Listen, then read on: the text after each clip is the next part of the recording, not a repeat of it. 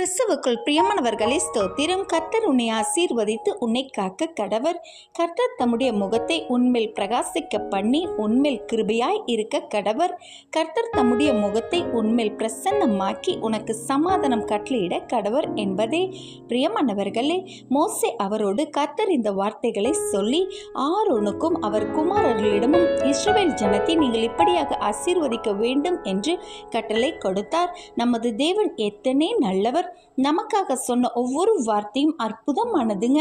அவர் உங்களை காப்பார், ஆசீர்வதிப்பார், அவரின் முகத்தை பிரகாசிக்க பண்ணுவார், உன்மேல் கிருபையாய் இருப்பார், அவரின் முகத்தை உங்கள் மேல் பிரசன்னமாக்குவார், சமாதானத்தை தருவார். இப்படியாக ஒவ்வொருவரையும் தேவன் ஆசீர்வதிக்க நினைக்கின்றார், ஆசீர்வதிக்கவும் செய்கின்றார். இந்த ஆசீர்வாதத்தை நாம் இழந்து போகவும் முடியுங்க. எப்படின்னா, அவருக்கு பிரியமில்லாதபடி நாம் நடந்தாலோ செயல்பட்டாலோ சிந்தித்தாலோ இப்படியாக செய்யும் பொழுது ஆசீர்வாதத்தை இழக்க நேரிடுங்க. எனவே அவரின் சித்தம் அறிந்து செயல்பட்டு நித்திய ஆசீர்வாதத்தை பெறுங்கள். ஆமென்.